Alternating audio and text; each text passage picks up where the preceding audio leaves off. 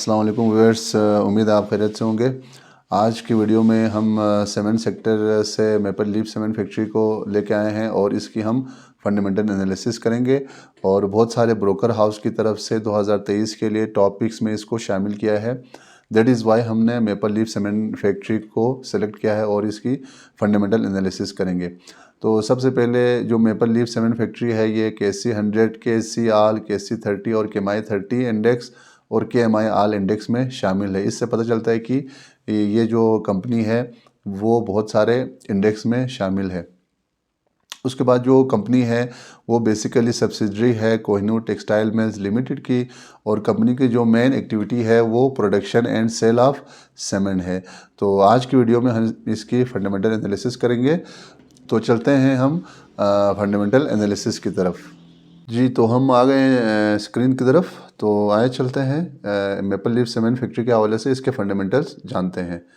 तो maple leaf cement factory इसके fundamental analysis, सबसे पहले अगर हम क्लोजिंग प्राइस देखें, करंट प्राइस, तो इसका करंट प्राइस 19.75 रुपीज़ पे आज ये क्लोज़ हुआ है।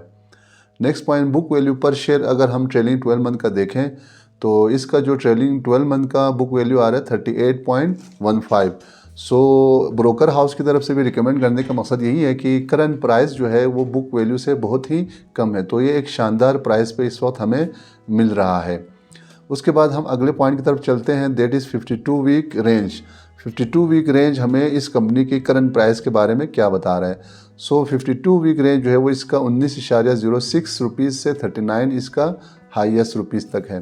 तो यहाँ से भी अगर हम देखें तो करंट प्राइस जो है वो एक तो बुक वैल्यू से भी बहुत कम है और दूसरा जो है ये 52 वीक लो पे मौजूद है और इसका जो हाईएस्ट है वो 39 है। तो यहाँ से भी आप मेपल लीफ सीमेंट फैक्ट्री के बारे में देख सकते हैं कि इस वक्त कितने अट्रैक्टिव प्राइस पे ये मौजूद है।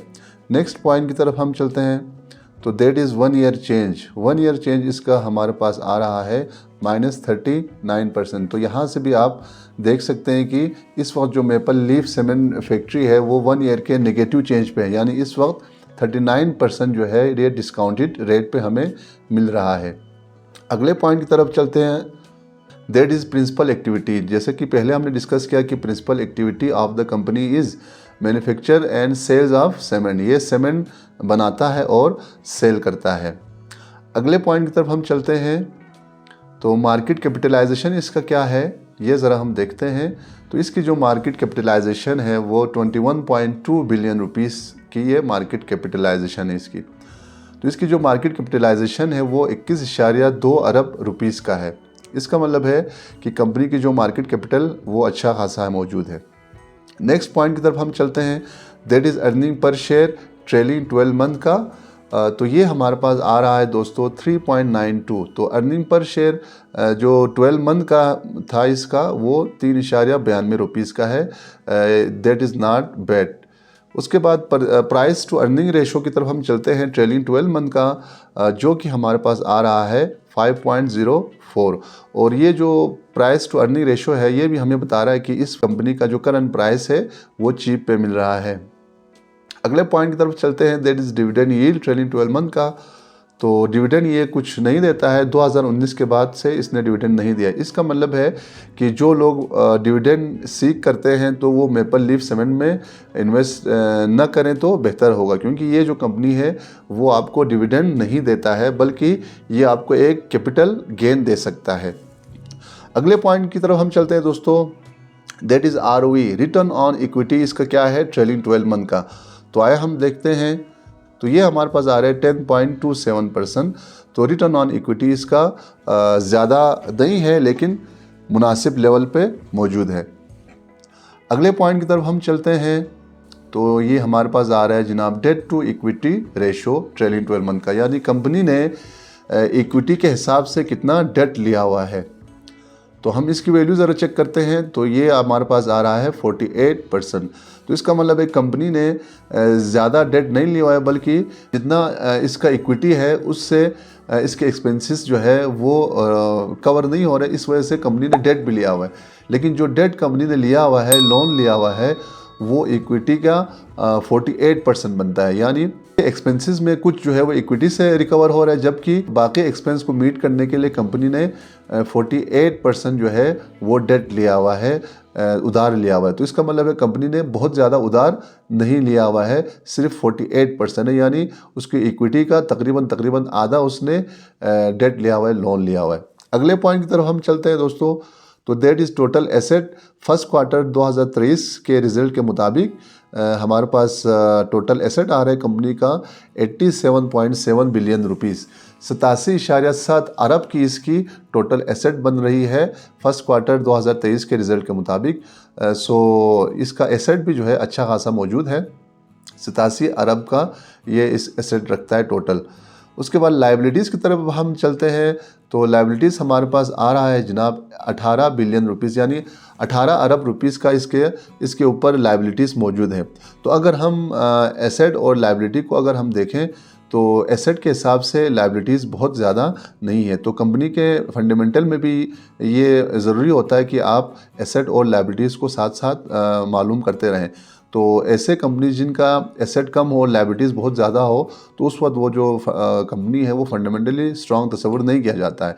तो इस वजह से हम देख सकते हैं कि कंपनी फंडामेंटली स्ट्रॉन्ग है इस वक्त, क्योंकि डेट भी ज़्यादा नहीं है, लोन भी एसेट के हिसाब से ज़्यादा नहीं है। इसी वजह से ब्रोकर हाउस की तरफ से इसको टॉप पिक में शामिल किया है। जी दोस्तों, नेक्स्ट पॉइंट की तरफ हम चलें तो दैट इज़ बीटा, कि बीटा की वैल्यू क्या है मेपल लीफ के लिए, दैट इज़ 1.99। तो यहाँ से आप देख सकते हैं कि जो बीटा की वैल्यू है वो 1 से ज़्यादा है। इसका मतलब है इसकी जो प्राइस है उसमें फ्लक्चुएशन ज़्यादा आती रहती है, और इसी फ्लक्चुएशन की वजह से हम एक कैपिटल गेन हासिल कर सकते हैं। क्योंकि जो कंपनी है वो डिविडेंड यील्ड तो नहीं दे रहा है, लेकिन हमें जो मिल सकता है, जो रिटेल इन्वेस्टर है वो प्रॉफिट गेन कर सकते हैं, वो सिर्फ और सिर्फ बीटा की वजह से या फिर प्राइस में फ्लक्चुएशन की वजह से हासिल कर सकते हैं। तो अभी शुरू में भी हमने डिस्कस किया था कि जो ब्रोकर हाउस की तरफ से है डिफरेंट, उनकी तरफ से भी मेपल लीफ को टॉप प्रायोरिटी में रखा गया है, टॉप पिक्स 2023 के लिए रखा गया है। वो इसी वजह से रखा गया कि जो कंपनी है वो फंडामेंटली स्ट्रॉन्ग है, और आने वाले जो मंथ है उनमें इनकी प्रोडक्शन मज़ीद बढ़ सकते हैं। जिस तरह हमने एक रिपोर्ट में देखा था कि ये अपना जो फैक्ट्री है या प्रोडक्शन है वो एक्सपेंड कर रहा है, इस वजह से भी इसकी जो सेल है उसमें इंक्रीज़ हो सकता है। दूसरा ये है कि कमिंग मंथ्स में इसका जो सेल है सीमेंट का वो भी बढ़ना है। और तीसरा ये है कि जो फ्लड के बाद जो रिकन्स्ट्रक्शन है उनमें भी सीमेंट ज़्यादा इस्तेमाल होनी है।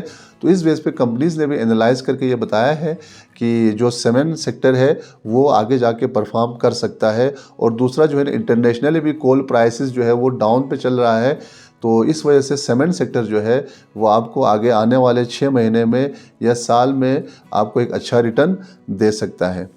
तो दोस्तों, इन सारे फंडामेंटल्स को देखते हुए करंट प्राइस हमने देखा, बुक वैल्यू देखा, वो भी अच्छे वैल्यू पे है, करंट प्राइस बुक वैल्यू से कम है। डेट टू इक्विटी रेशो हमने देखा कि डेट कंपनी का बहुत ज़्यादा नहीं है, लायबिलिटीज़ भी एसेट के मुकाबले में कम है, और डिविडेंड तो कंपनी देता नहीं है।